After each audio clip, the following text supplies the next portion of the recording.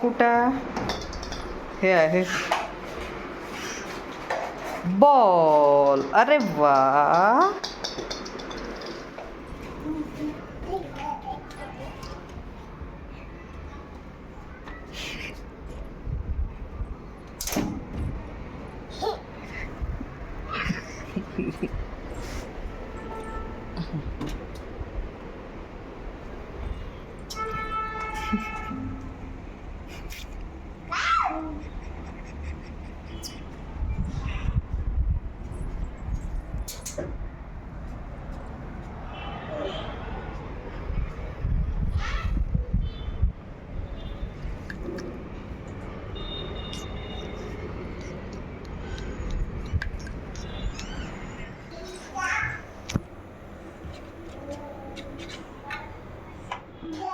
तर इथे तुम्ही बघितलंच, आता मी तुम्हाला बाहेरचं वगैरे दाखवली थोडंफार. आणि इथे ना मी आता लंच बनवायला घेतलं होतं, तर मस्त इथे बॅटर घेऊन घेतलं आहे आणि त्याच्या आता छान असं बनवून घेते पटकन. तर सगळीकडे असं बघू शकता थोडंसं ताव्याला तेल लावून बॅटर असं पसरवून घेतलेलं आहे. आणि आता याला छान असं शिजवून घेणार आहे मस्त दोन्ही साईडने अलटी पलटी करून छान असं. तर इथे रुजूल पण होता खाली बघू शकता.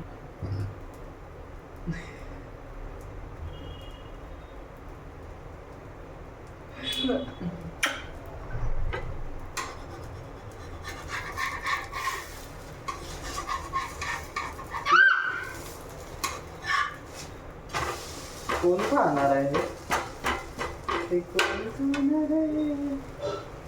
वा.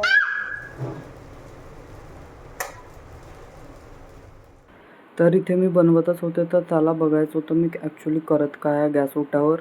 तर त्याच्यासाठी त्याने मला कडेवर पकडायला लावलं. मग इथे रेडी करून घेतलं. त्यानंतर इकडे फॅनमध्ये आली त्याला घेऊन, कारण आता फॅनच्या खालून इकडे तिकडे गेलं की बापरे एवढी गरमी होते. तर आता इथे फॅनमध्ये बसते आणि त्याला चारून देते, मी पण खाऊन घेते. तर असं होतं आजचं आमचं हे दुपारचं लंच. तर आता इथे मस्त त्याला चारून देते थोडंफार. आणि बाहेरची ऊन बघू शकता. आणि घरात तर आता दिवसभर असा पसारा असतो, कारण रुजूला खेळायचं असते तर तो सगळा पसारा करतोच. तर ते काय नाही, ते दिवसभराचंच काम आहे उचलून ठेवणे आणि पसारा बघणे. तर चला इथे आता आम्ही लंच एन्जॉय करतो.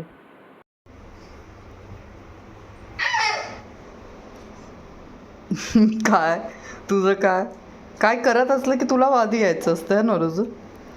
तर इथे हे मी काढले, कट करून ठेवून दिलं डब्यामध्ये, कारण हे ना पिकत होते. असेच ठेवले होते मी, मला आठवणच नव्हती. जसे आणले तसेच ठेवून होते, मला आताच लक्षात आलं. तर म्हटल्याला कट करून ठेवते, तसं आता डब्यामध्ये ठेवून देते, म्हणजे जेव्हा बनवायची तेव्हा पटकन इझी पडते. आणि याचं बघा इथे हा एक वेगळं इथे पकड, इथे पकड, इथे पकड बेटा. हां पकड, इथे पकडून ठेव. हात नको सोडू, हां पकडून ठेव.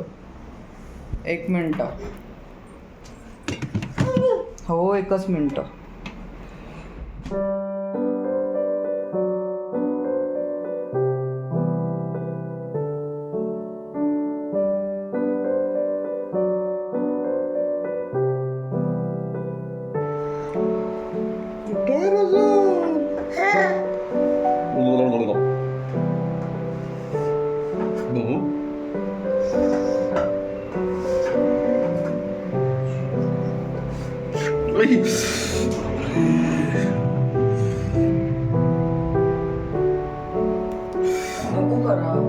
तर इथे तुम्ही बघितलंच यांची दोघांची मस्ती, आणि त्यांची मस्ती अशी चालूच असते.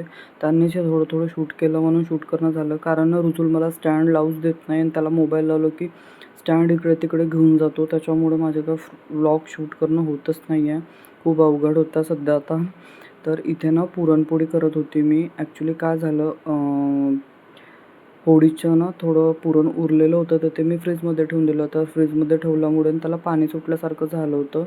तर हे थोडंसं पुरण ना असं बाहेर निघत होतं, कारण ते ओलं झालं होतं पाणी सुटल्यासारखं.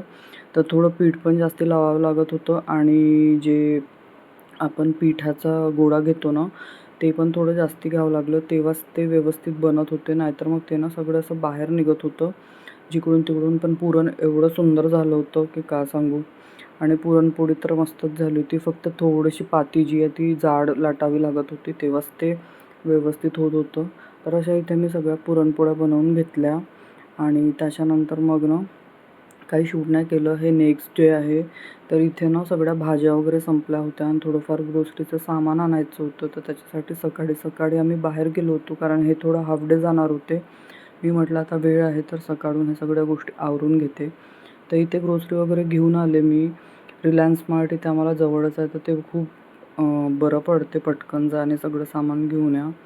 तर सगळ्यात जास्त गरजेचं होतं मला भाज्या. तर सकाळी सकाळी गेलं की तिथे भाज्या पण खूप छान फ्रेश मिळून जातात आणि मला तरी वाटतं बाहेरच्यापेक्षा रेट पण कमी असते थोडंफार. तर त्याच्यामुळे जे तिथे काय फ्रेश असतं ते सगळं मी घेऊन येऊन जाते. तर इथे हे सगळ्यात मोठं टेन्शन असते बाहेरून सामान आणल्यावर त्याला अरेंज करणं. काही काही सामानाचे डबे आपले ठरलेले असतात, पण कोणतं कोणतं सामान काय असते थोडं जास्ती वगैरे प्रमाणात आलं तर त्याला दुसऱ्या डब्यामध्ये अरेंज करावं लागते. तसंच झालं होतं इथे. हे ना उडदा मुंगाचे पापड होते, तर हे मी जास्ती घेऊन आले होते. त्याच्यामुळे ते जे पापडचा डब्बा होता त्यामध्ये ते काय सगळे बसतच नव्हते.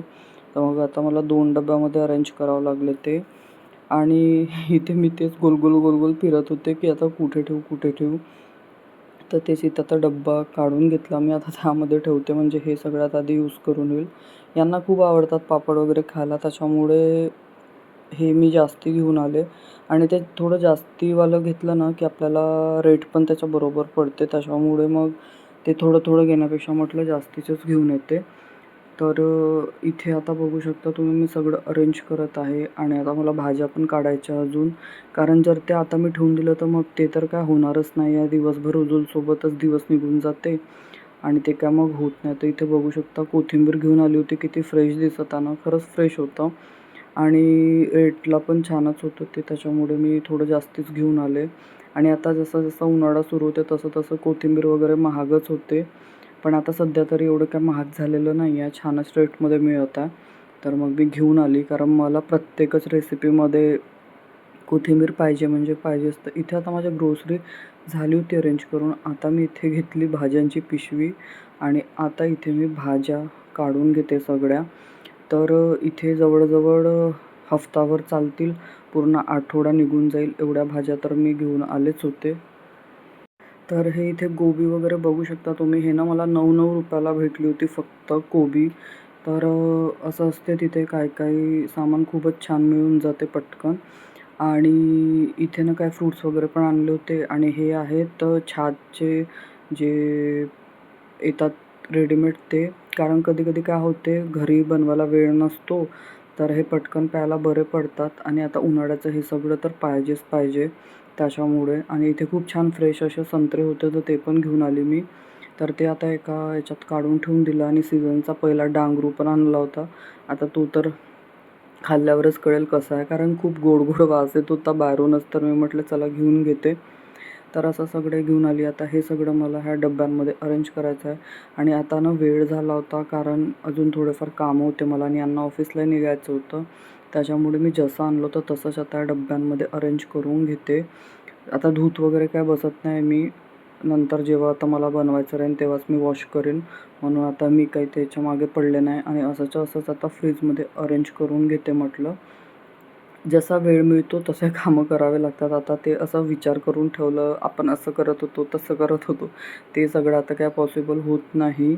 जसं आपल्याला जमत आहे वेळेवर, वेळ जसं चालू आहे तसं आपण करायचं, असं आता सगळं असते. तर इथे आता हे कोबी वगैरे तर असेच ठेवून देते, कारण ते डब्यामध्ये तर काही येणार नाही. आणि कांदे वगैरे पण संपले होते. ॲक्च्युली ना पूर्णच फ्रीज रिकामा झाला होता, पूर्ण भाज्याच संपल्या होत्या. आणि जे बेसिक आपल्याला टोमॅटो हे ते लागतात ते सुद्धा सगळं संपलं होतं. त्याच्यामुळे सकाळी सकाळी तिकडे जावंच लागलं. तर असं सगळं होतं हे. आणि इतके फ्रेश टमाटर मिळाले होते. ॲक्च्युली तिथे ना जे आपले काय म्हणतात देसी टमाटर असतात गाववाले ते मिळतात. त्याच्यामुळेच मी रिलायन्सला जाणं हे करते, कारण हा टमाटर ना आंबट पण असते. नाहीतर मग ते जे येतात एक वेगळे टमाटर ते तर काय एवढे भाजीला काय व्यवस्थित वाटत नाही त्याच्यामुळे. तर इथे आता हे सगळं बघा अरेंज करून घेतलं. आणि आता हे डबे सगळे फ्रीजमध्ये लावून देते. आता फक्त मला कोथिंबीर करायचं आहे. आणि ते कचऱ्याचा ढीग बघू शकता जे सगळं पॅकेट्स वगैरे इथेच जमा केले मी. आणि आता हे सगळं फ्रीजमध्ये डबे अरेंज करून घेते आणि मग कोथिंबीर तोडते. तर असं होता फ्रेंड्स आजचा माझा छोटासा व्लॉग. तुम्हाला आवडला तर एक लाईक नक्की करा आणि तुम्ही नवीन असणार माझ्या चॅनलवर तर सबस्क्राईब पण करा. तर चला फ्रेंड्स, भेटू आपण अशाच एका छानशा व्लॉगमध्ये. तोपर्यंत बाय. आणि मी आता प्रयत्न करेन की लाँग व्हिडिओ कसं तरी शूट करू मी. थोडा अवघड होत आहे, पण मी शॉर्ट व्हिडिओ कंटिन्यूशनमध्ये टाकतच असते, कारण ते कसंही अरेंज होऊन जाते, पण हे लाँग व्हिडिओला थोडा वेळ द्यावा लागते. तर चला भेटू नंतर. बाय. Take care.